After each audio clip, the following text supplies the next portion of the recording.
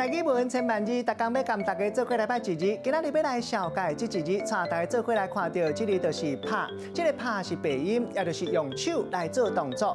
咱会当讲小拍、拍鼓、拍锁匙、拍拳头、拍字、拍正。啊，若文音读做拍，拍就是音乐的节奏。咱做伙来小解两个词，带大家做伙来看到头一个词就是拍球，原来是安尼写，这是正确的。咱会当讲拍篮球、拍乒乓、拍羽毛球。